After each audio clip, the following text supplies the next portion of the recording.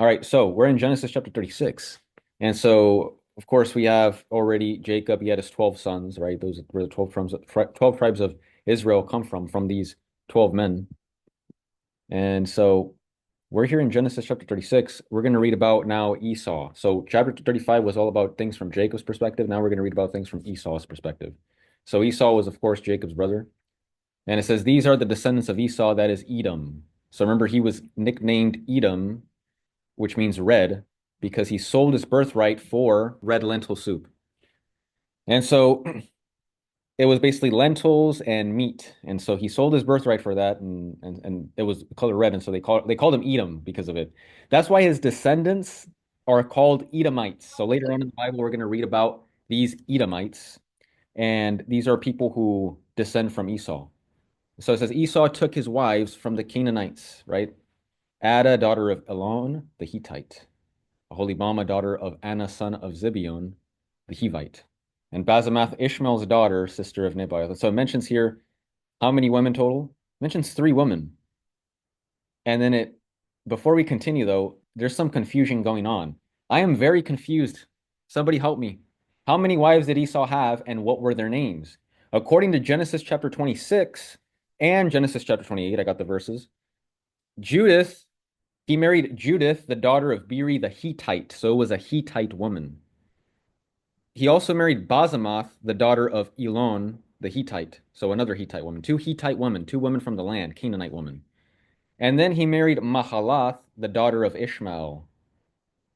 But here in Genesis chapter 36, it mentions Ada, the Hittite, Aholibama, the Hivite. Hivites are not Hittites, it's not the same thing. And then it mentions Basemath, the daughter of Ishmael. Wait a minute, I thought her name was Mahalath. What's going on here? It turns out that Esau married four women total, just like Jacob, actually, his brother. Four wives. He had Judith, the daughter of Beeri the Hittite. He also had Basemath, who also was known as Ada, because it's not uncommon to have people with multiple names, such as Esau himself. He had the name Esau, he had the name Edom. Jacob had the name Jacob and Israel, right? And so Basemath and Ada, that's the same person. They're the or she, not they, she is the daughter of Elon the Hittite. Okay. So if you put the information side by side, you'll figure this out. Because in chapter 26, it's Basemath, the daughter of Elon the Hittite. In chapter 36, it's Ada, the daughter of Elon the Hittite. So it's the same woman, the daughter of Elon the Hittite, that Esau married, but it is referred to her in two different names, Basemath and Ada, both referring to the same person. Both referring to the same person. And now, why is this? Well, because it turns out Basemath was kind of a common name because Ishmael's daughter was also named Basemath. We see this in chapter 36 that we just read. But wait a minute, wasn't her name Mahalath? Yeah, right? She had those two names that refer to her. But in order to not confuse her with the other Basemath, one of them is referred to as Basemath and the other one is not. Ada is referred to as Ada, not Basemath. And then Mahalath is referred to as Basemath. So it's the same woman, right? So here I have the four wives, in other words, for those of you that are want to see it here. We have Judith, the daughter of Beeri the Hittite. So Judith, Basemath, aka Ada, who was the daughter of Elon the Hittite. So those two Hittite women. And then we have Basemath, aka Mahalath, the daughter of Ishmael, because remember, he married an Ishmaelite woman thinking that that would make his parents happy, right? Oh, my parents don't like my Canaanite wives, right? Because they're wicked. What if I marry an Ishmaelite woman? So he married yet another one, right? And then we have here Aholibama, the daughter of Anna, who was a Hivite woman. Okay, so he married four wives. Now, you're probably thinking then, okay, well, if those three wives are mentioned in chapter 36 in his genealogy, why isn't Judith mentioned? Only the other three are mentioned here in chapter 36. Why isn't Judith mentioned? The reason is because this is a genealogy. So Judith, the daughter of Beeri, is not mentioned because she bore him no children. And this is a genealogy, right? But we do know that she was also married to Esau because of Genesis chapter 26, verse 34. And so that solves that problem. So anybody asks about it, that's the answer. Okay. So it says now, it starts to mention the children that they bore. It says Ada bore Eliphaz to Esau, Basemath bore Reuel, and Aholibama bore Jeush, Jalam, and Korah. These are the sons of Esau who were born to him in the land of Canaan. Okay, so he was there in Canaan. Then Esau took his wives, his sons, his daughters, and all the members of his household, his cattle, all his livestock, and all the property he had acquired in the land of Canaan.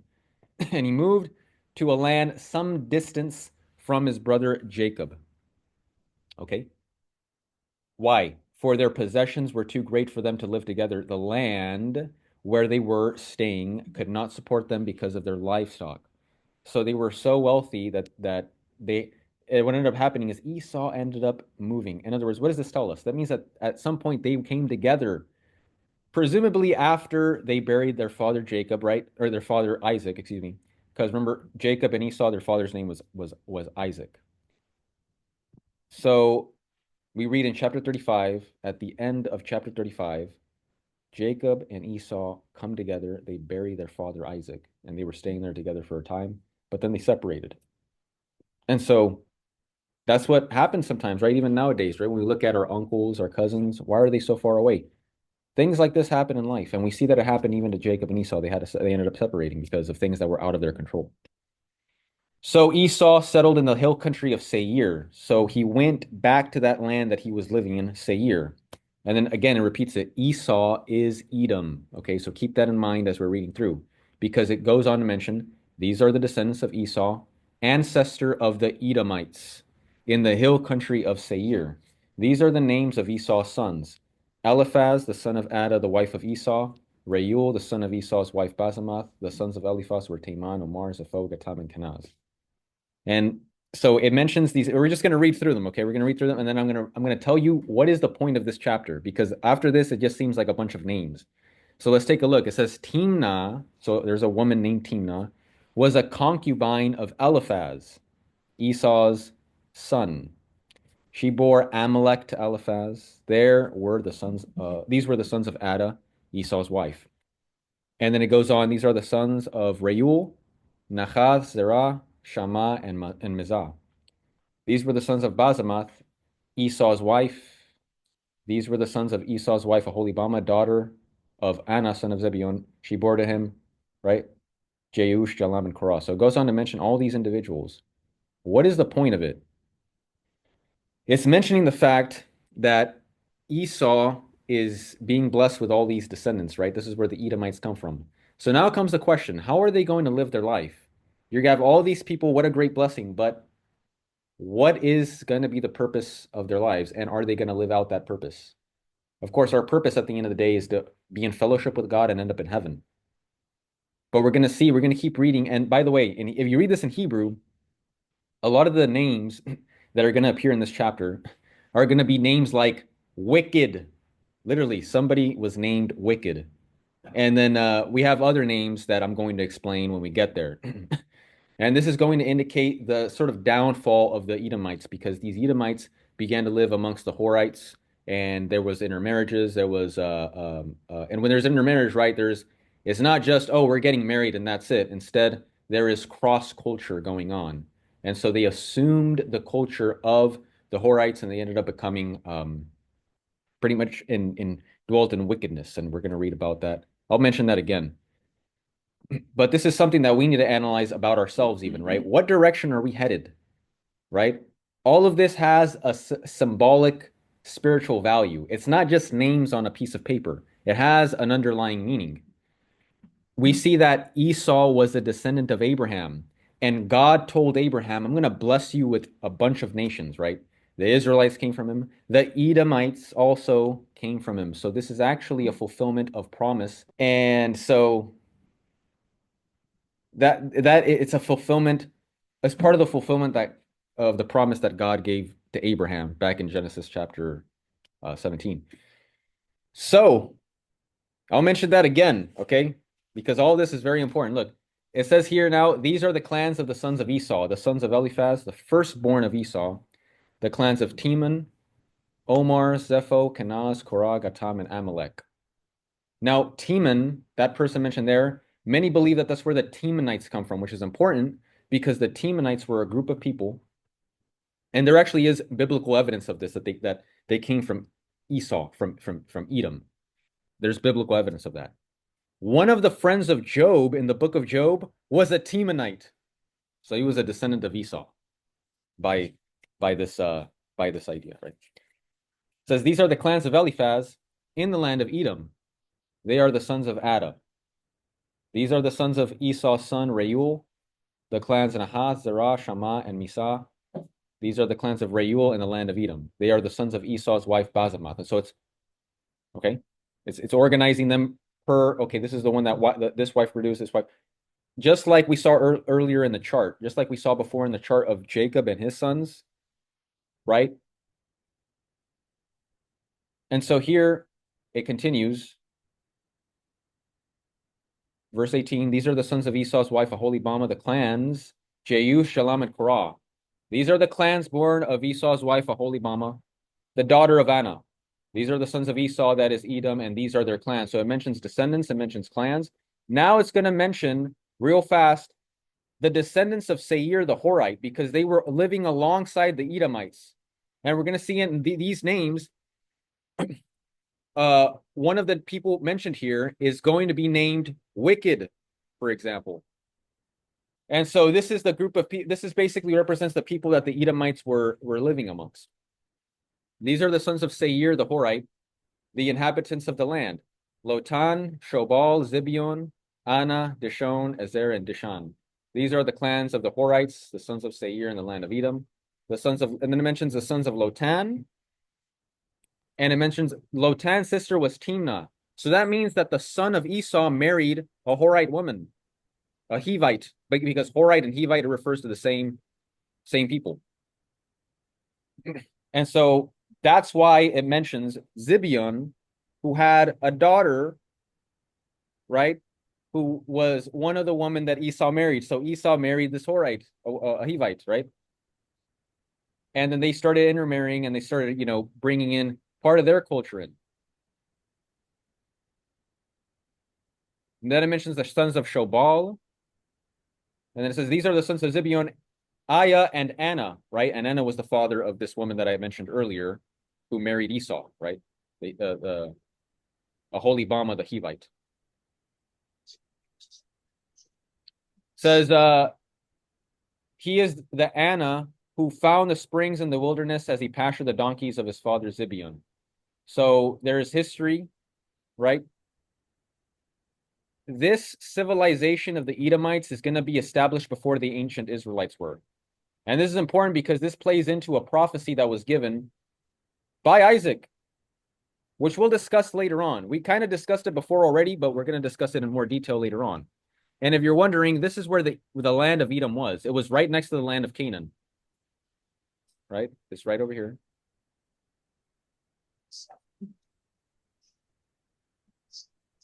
Okay. It's right here, the land of Judah. This is later on when the land of Judah is going to be established. And here is Moab, and then here is Edom. This is the land of Edom. This is the land of the Edomites. So that's where the descendants of Esau were established.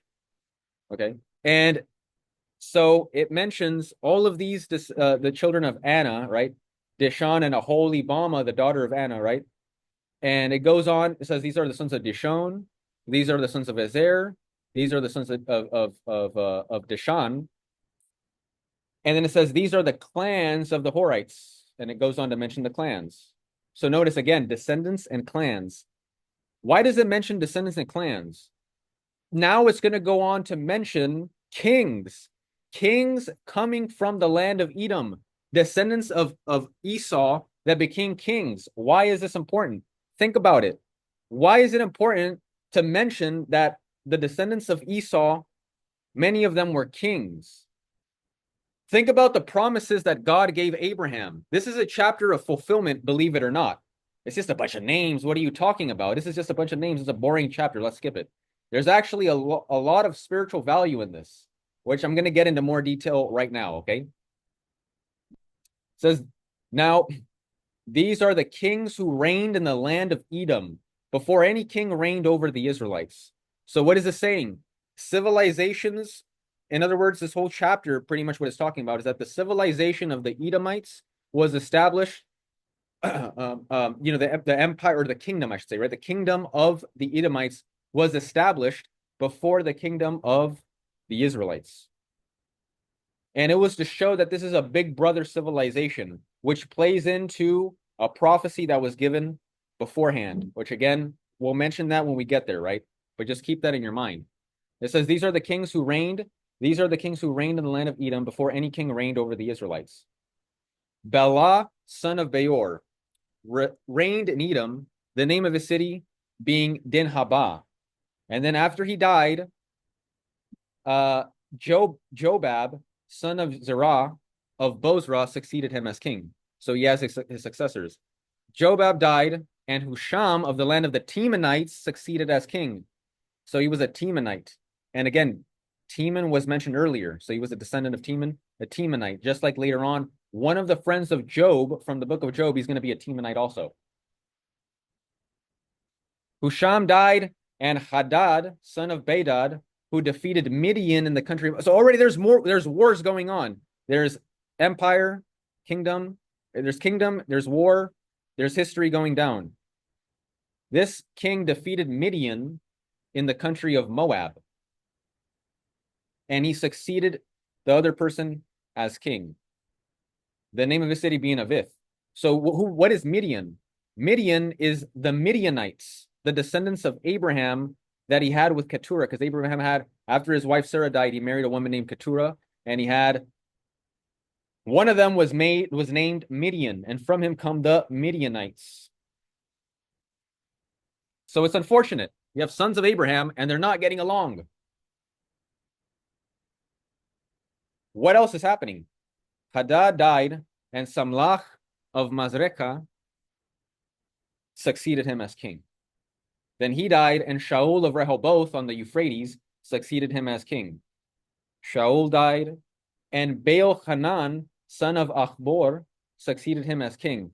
What? Okay, Baal Hanan. So what is Baal? Baal means Lord, or it could mean husband, or it could mean like owner of something, like you have something.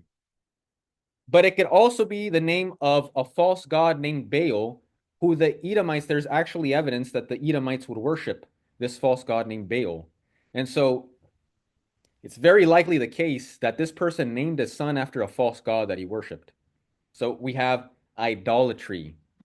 So this is to show that the Edomite civilization is it's falling into lots of sin. And then after this, it says, Baal Hanan, son of Achbor, died, and Hadar succeeded him as king. The name of his city being Pau. His wife's name was Mehetabel, the daughter of Matred, daughter of Mezahab. And so then it summarizes, it synopsizes the whole thing. It says, these are the names of the clans of Esau, according to their families and their localities, by their names, the clans of Timnah, Alva, Jaheth, Aholibama, Elah, Pinon, Kenaz, Teman, Mibzar, Magdiel, and Elam. These are the clans of Edom. That is Esau, the father of Edom, according to their settlements in the land that they held. But here's the thing. Let's move on to the next chapter, chapter 37.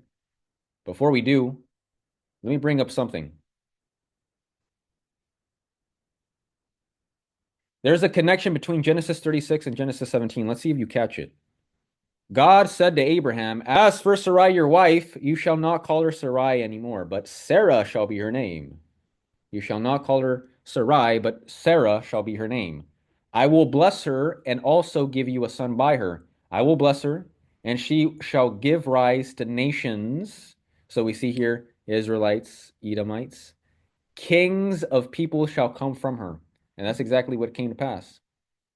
We're going to see that King David is going to come from her. And then from him is going to come the King Messiah, Jesus Christ, the most important king. Right?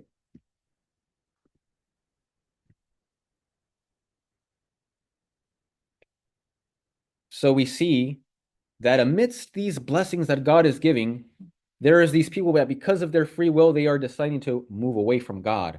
Move away from God. What are you deciding to do? Do you want to be somebody who's a doer of the word, or do you want to be somebody who does not? Here's the thing. Number 2, Edomites begin to practice wickedness. They fall into sin. They fall into sin, into being a sinful civilization, right? And so that is another lesson for us, right? Which direction are we headed, right? Think about that. So this chapter, even though it's a bunch of names, it actually gives us a lot of spiritual and spiritual and theological insight. So whenever you read a passage, think of the spiritual theological insight that it's giving you. Number three, they formed their kingdom before the descendants of Jacob did, and so they're a big brother civilization in comparison to the Israelites. So keep that in mind because later on it's going to play into prophecy that we're going to discuss. And finally, I want to talk about textual variances because a lot of people bring up the fact that, for example, if you go to chapter 36, it mentions Anna. Okay. Chapter 36 mentions Anna, A-N-A-H. And it says son in some Bible translations, son of Zibeon. Other translations say daughter of Zibeon. So is it son or is it daughter? Which one's correct? If you look at the Hebrew, it says daughter. But if you look at ancient Greek manuscripts that date to before the time of Jesus, which were translations from the Hebrew, it says son. What's going on there? Well, in the Bible, the term son, like generally, it could refer to like just children in general. In other words, it could refer to sons and daughters. But more specifically here, it's according to the ancient Hebrew, it's daughter, but it's not a contradiction if another Bible translation says son, because it means it kind of like in Spanish, we have we say mis hijos when you're talking about men and your sons and daughters, right? You would say you don't have to say mis hijos y mis hijas. You could just say mis hijos, right? And that would refer to all of them.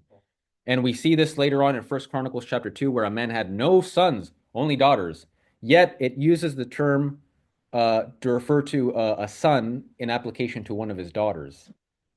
And so it could be genderless and simply refer to children in general, whether it's son or daughter in the Bible. Yeah, so keep that in mind, right? That doesn't mean that it's contradictory. Moving on back to Jacob now.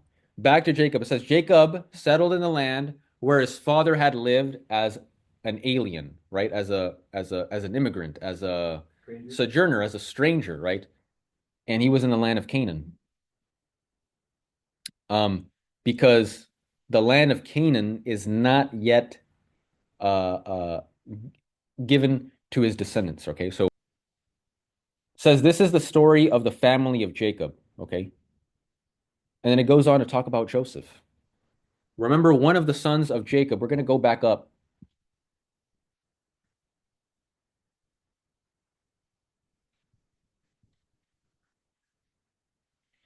Jacob, he had 12 sons, and that's where the 12 tribes of Israel come from. He had Reuben, Simeon, Levi, Judah. Okay. Dan, Naphtali, Gad, Asher, Issachar, Zebulun, Joseph, and Benjamin. So Joseph was his second youngest son. Oops. Scroll down too much.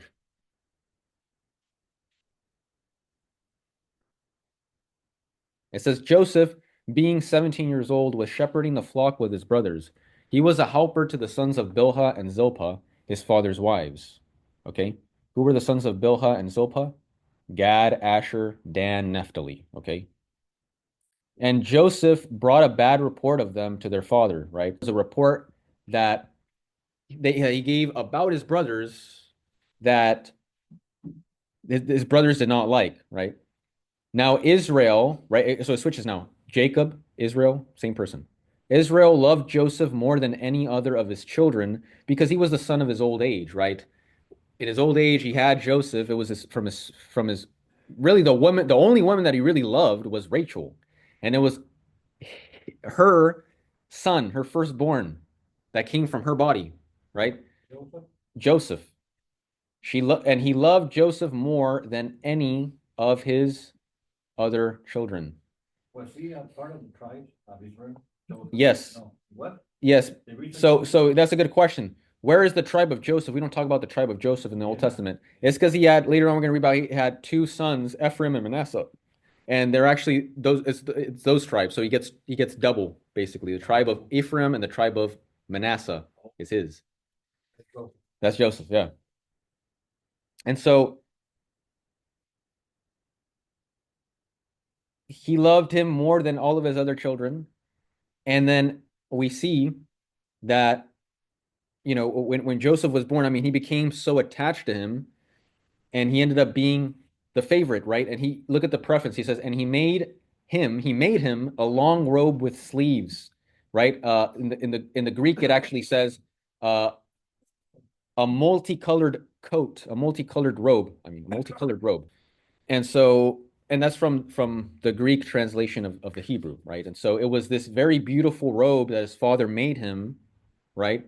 And you could see the preference. Now, Saint Ambrose actually brings this up. He talks about this, and it's very ironic that Jacob is doing this because there was favoritism in his family, right? You remember Isaac had his favorite. Who was his favorite? It wasn't Jacob, it was his brother Esau. Don't you think that hurt him at least a little bit? Yet here he is doing the same thing. He has his favorite, Joseph, and his yet another reason why his brothers hate him. Saint Ambrose talks about, if you have a child that you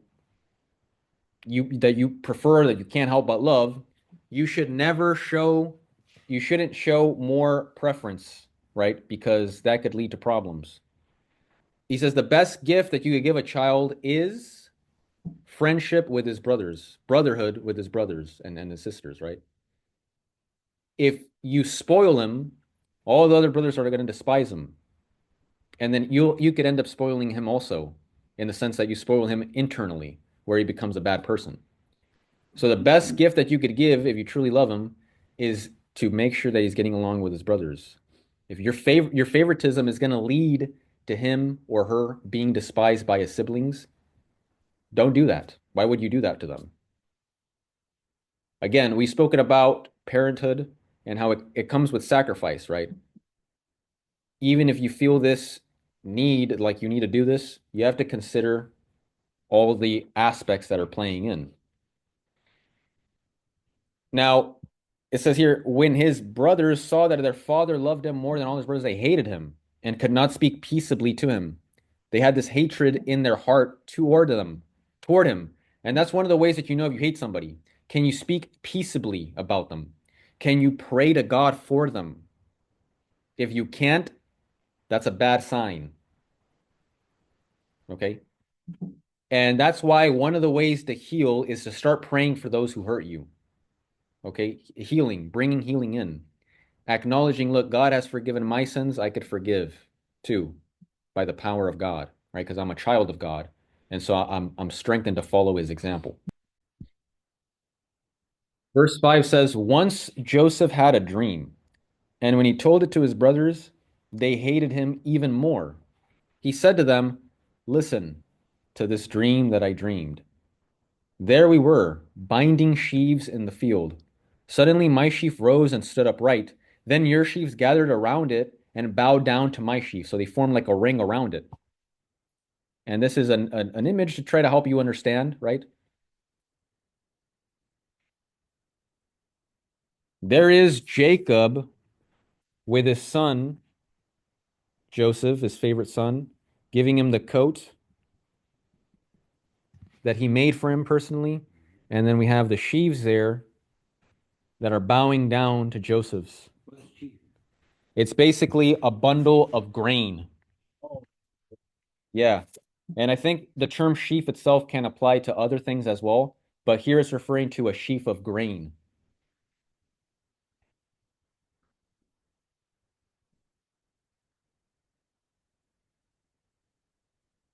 His brothers, now obvious, it's pretty obvious what the meaning of this dream is, that basically his brothers are gonna bow to him, right? So then they said, are you indeed to reign over us? Are you indeed to have dominion over us? So they hated him even more because of his dreams and his words. He had another dream and told it to his brothers, saying, look, I have had another dream. The sun, the moon, and 11 stars were bowing to me. But when he told it to his father and to his father rebuked him and said to him, what kind of dream is that you had? Shall we indeed come, I and your mother and your brothers, and bow down to the ground before you? Now, here's the thing. He knew what the meaning of this was. The sun, the moon, and the 11 and 11 stars. Sun, moon, 11 stars were bowing to him. The sun and the moon represent what? Mom and dad. The 11 stars represent Joseph's 11 brothers. The idea here is that his family is going to bow to him. Hmm. And his father rebuked him, and he said, "Shall I and your mother and your brothers?" Now, at this point, remember, his mother was Rachel. She had passed on by this point. So why does it say your mother and your brothers? What's more than likely the case is that since his mother died, Leah came into the picture and became his mom, right? And so, shall we actually bow to you? So his brothers were jealous of him, but his father kept the matter in mind.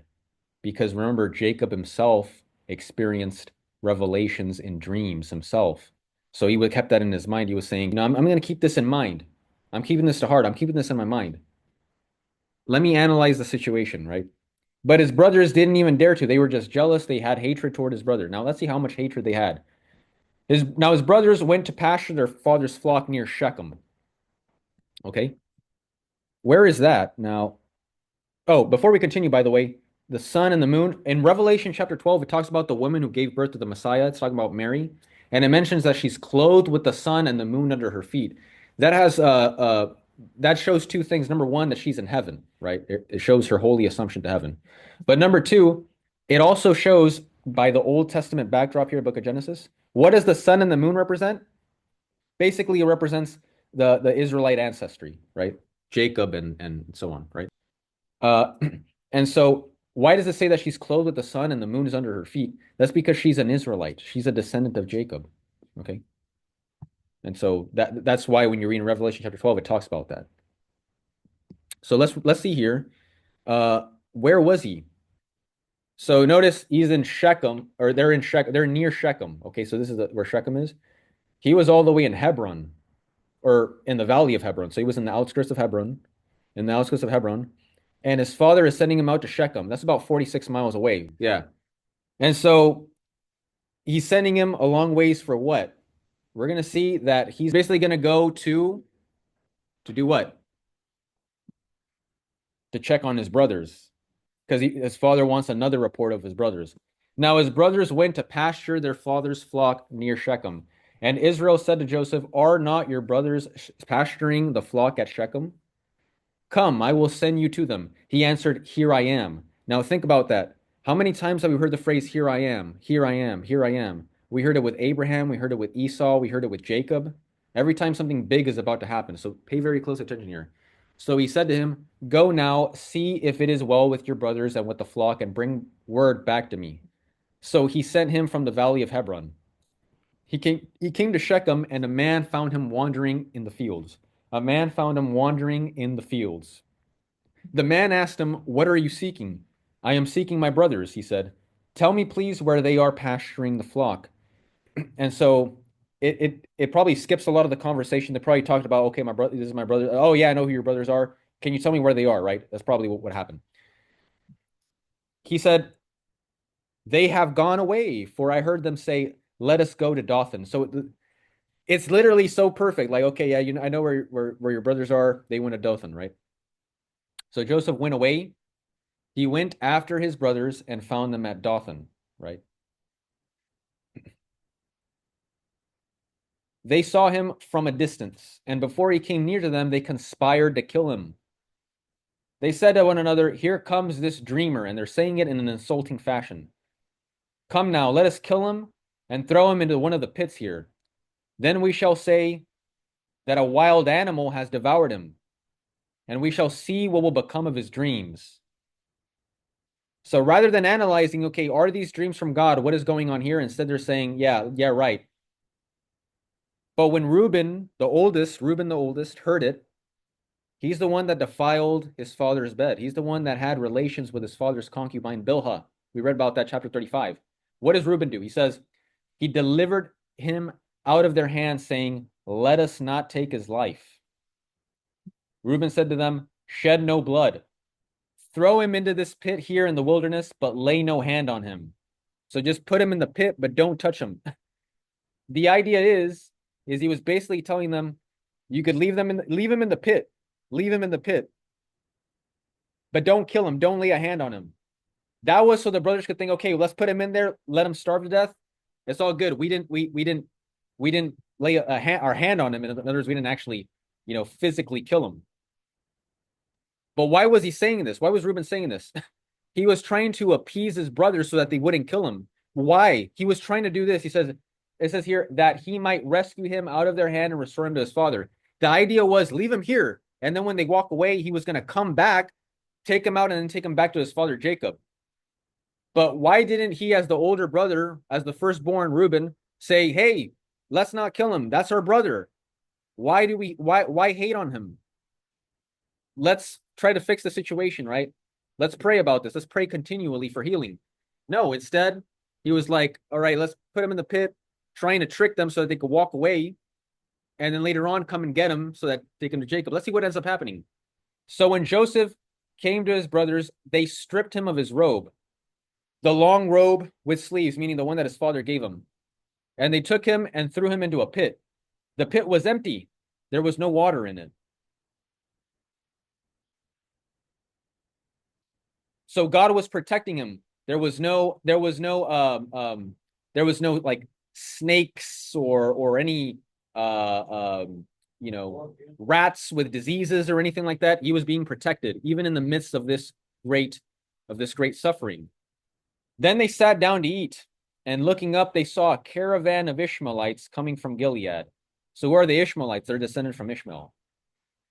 They came from Gilead with their camels carrying gum, balm, and resin, on their way to carry it down to Egypt. Then Judah said to his brothers, what profit is it if we kill our brother and conceal his blood? Come, let us sell him to the Ishmaelites and lay not our hand on him, for he is our brother, our own flesh. It's like saying, let's not kill him. He's our brother at the end of the day, but let's sell him to slavery. Now, this is forced servitude, right? It says, and his brothers agreed. They all agreed. When some Midianite traders, now at this point, Reuben is not there. Reuben left. He's going to come back supposedly to, he's going to come back to try to take him back to Jacob. But he doesn't know that this is happening. Right? When some Midianite traders passed by, they drew Joseph up, lifting him up out of the pit, and sold him to the Ishmaelites for 20 pieces of silver. And they took Joseph to Egypt, very far to Egypt, right? When Reuben returned to the pit and saw that Joseph was not in the pit, he tore his clothes, right? Tearing your garments or tearing your clothes, that's a sign of mourning. He returned to his brothers and said, the boy is gone, and where can I turn? So he's very worried. What did the brothers do? It says, then they took Joseph's robe, they slaughtered a goat, they killed a goat, and then they took the blood of the goat and they dipped the robe in the blood to make it look like his brother was attacked. They had the long robe with the sleeves taken to their father, Jacob, and they said, this we found. See now whether it is your son's robe or not. So they basically said, hey, does this look familiar? He recognized it and said, it is my son's robe. A wild animal has devoured him. Joseph is without doubt torn to pieces, meaning that he's dead. He's long gone. He's long gone. Then Jacob tore his garment, so he's mourning, and put sackcloth on his loins, meaning that he put on sackcloth. That's what that means. He put on sackcloth, which is it's an uncomfortable clothing, and they would put it on to mourn. People who would repent of their sins, they would do the same thing as a form of mourning for their sins and repenting to God. And it says, and mourned for his son many days. Now, typically the mourning period in these times, practiced by this culture, it was about a month. For a full month, they would mourn a person. But here it says that he mourned for his son many days, meaning day after day after day after day, nonstop mourning for Joseph. All his sons and all his daughters sought to comfort him, but he refused to be comforted and said, no, I shall go down to Sheol to my son mourning. To Sheol, what does that mean? That means till he dies. Now, Sheol or Sheol was a place of the realm of the dead. So he's saying, I'm going to go back to Joseph in the realm of the dead. After I die, I'm going to see him in the afterlife, is what he's saying. But until then, I'm just going to keep mourning. And that's the difficult part. is the waiting period. Assuming that, we end up in heaven, we're all going to see each other again and forever we're going to be with each other. But the hard part is the wait. And it says, thus his father bewailed him. So he was just mourning, crying over him. And now, why does it say his sons and all his daughters even? I thought he only had one daughter, Dinah. Why does it say daughters plural? Because it's also talking about his granddaughters. In the Hebrew, there is no term for granddaughter, great-granddaughter, great-great-granddaughter. It's just daughters.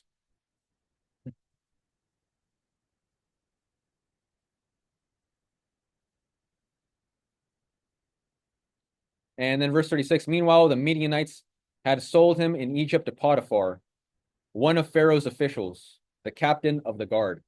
So here's a question to you all. By the way, he went up to Dothan, so that's north of Shechem. So he went even more north over here to Dothan.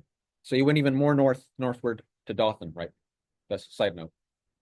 Now, Dothan was also the place where God sent an army of angels to protect the prophet Elisha from the Syrian army. And if you like to read that, that's in 2 Kings chapter 6. Dothan is this place is also mentioned in the book of Judith, by the way. But going back to what we just mentioned, who sold Jacob to Egypt? Was it the Ishmaelites or was it the Midianites? Because both are mentioned. The brothers of Joseph sold him to slavery. All of them except Benjamin. Okay. And Reuben, because Reuben wasn't present. But it mentions, as we see here, it mentions the Ishmaelites and it mentions the Midianites and then it mentions the Ishmaelites again. And then here at the end of the chapter, it says that the Midianites sold him to Potiphar, this man named Potiphar in Egypt. But then in chapter 39, it says that the Midianites sold, or the Ishmaelites sold him to Potiphar. So was it the Midianites or the Ishmaelites? The answer is both. How is it both? I thought the Ishmaelites are descended from Ishmael, the son of Hagar and Abraham, not Midian.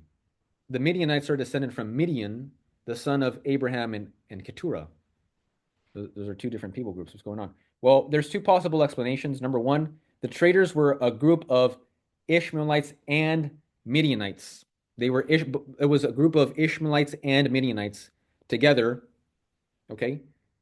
And they started this trading business together, and here they are selling slaves, their relatives who are also descendants of Abraham. Joseph was a descendant of Abraham too. And we see here these descendants of Abraham are selling their own brother to the Ishmaelites and slash Midianites, right?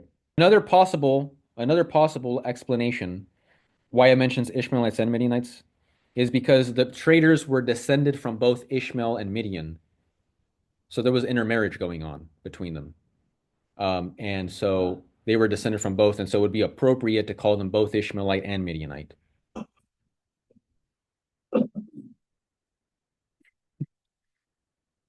Now, we're going to see now, I don't know if you all noticed this, but Joseph is a type of Christ. He is a type of Christ. How is he a type of Christ? He represents Christ. He prefigures Christ, our Lord Jesus. How? Listen to this. Joseph was beloved by his father, and so was Jesus. Matthew 3:17, right? This is my beloved son. After Jesus was baptized, says, this is my beloved. The father said, this is my beloved son with whom I am well pleased. Joseph was mistreated and rejected by his brothers, the sons of Israel, the sons of Jacob, right? The sons of Israel, just as Jesus was also rejected by his brothers, the sons of Israel. Joseph was mistreated by those who were not sons of Israel too. We see here how, the Ishmaelites and the Midianites are just taking him and they're selling him off in Egypt, right? Just as Jesus was mistreated by non-Israelites too, right? He was killed by Romans, right? Joseph followed the will of his father Jacob, right? Whatever his father Jacob said, he would do it. Just as Jesus followed the will of his Father, right? He said, I have come to do the will of the one who sent me. Joseph innocently ends up in a lifeless pit, right? Because it says there was no water in there. Water has spiritual significance, right? Water represents life, okay? And so it was a lifeless pit, right? And and so and by the way, he was later taken out, right? We see that he was taken out of the pit. Just as Jesus innocently ends up in the realm of the dead, right? Lifeless dead. The realm of the dead in the afterlife, right? After he died, he went there and he released the righteous souls who died before him so that they could enter into heaven. But later on, he resurrected. So just as Joseph was lifted up from the pit, Jesus resurrected from the dead. Joseph knew of his future glory, right? It was revealed to him in dreams, just as Jesus also knew about his future glory. Joseph is clothed with a colorful robe. Jesus is described in the book of Revelation as wearing a long robe as well in Revelation chapter 1, verse 13, Revelation chapter 19, verse 16. And let's read that real fast. Revelation 1:13. In the midst of the lampstands, I saw one like the Son of Man, clothed, talking about Jesus, clothed with a long robe and with a golden sash across his chest. Revelation 19:16, talking about Jesus, says, on his robe and on his thigh, he has a name inscribed, King of Kings and Lord of Lords. And then it says here, what does the long robe of Jesus represent? It represents his authority. Matthew 28:18, he says, all authority of heaven and earth, all authority of heaven and earth has been given to me. And it also represents priesthood because he is our new and eternal high priest. Okay. Because he offered himself as a sacrifice to God. So he offered sacrifice as a priest does. And he makes intercession for us before the Father. So he's a fulfillment of the Old Testament high priest. Once we get later on to the book of Exodus, we'll talk more about this when we get to Exodus, the high priest, and the priest beneath him. And so that's why we have a high priest, Jesus Christ, and also our priests, right, that are beneath Jesus. Joseph was stripped of his robe. We read that. Jesus was also stripped of his robe. We read that one in the crucifixion scene. Joseph's robe was covered with blood, right? Because they killed the goat and then they took the blood and they covered it with blood. Guess what? Revelation 19:13 says Jesus dipped his robe in his own blood, right? Because he shed his blood for us, right? That's what that represents. It says he is clothed in a robe dipped in blood. This is in the book of Revelation. And his name is called the Word of God. Jesus is the Word of God, right? That's why John chapter 1 says, in the beginning was the Word of God. And the Word was with God, right? He was with the Father, and the Word was God. So that's the Trinity, right? Father, Son, Holy Spirit, one God. Joseph was thought to be dead and long gone. He's not dead and long gone, but he was thought to be dead and long gone by Jacob, and we're going to see later on the sons of Israel basically had that idea as well. That you know what, Jacob or Joe at some point they're going to think, okay, Joseph is probably just dead at this point. But he later returned. We're going to see that he's going to return. So there's this separation. And there's going to be, again, that's a theme in the book of Genesis, right? Abraham's sons, Ishmael and Isaac, there's hatred, then there's separation, then there's reconciliation. The sons of Isaac, we have Jacob and Esau. There's hatred, there's separation, and then there was reconciliation. Same thing now with the sons of Jacob. There's hatred, there's separation, later there will be reconciliation. He will return. Just as people thought Jesus had died and was long gone, right? But no, he resurrected from the dead. Joseph lived as a slave. Later on, we're going to see that he will be exalted. But we're going to see how long it's going to take. We must always be patient, right? Joseph lived as a slave to later be exalted, just as Jesus became a servant, a humble servant of the Father, and later was exalted. Now, of course, Joseph was forced into servitude, slavery. Jesus willingly became a human servant of the Father. All right. Um, out of love. And he was later exalted at the right hand of the Father. Now he sits at the right hand of the Father in his uh, hypostatic union, human and divine nature, because he's God, but he represents us humans in heaven. And there's much more typology that we will discuss later. This is called typology, by the way, connections with Old and New Testament. We'll read more later on, right? Now, we're past the hour. Is it good to stop here? What do you guys think? But here's the thing. Notice what these sons of Jacob were willing to do, what they were willing to do. And this happened to Joseph, who was innocent. Does this mean that God hates him? No. We're going to see that God is going to produce something so great that if you've never read this, you're not going to see it coming. But we're good. We're good now. Okay, so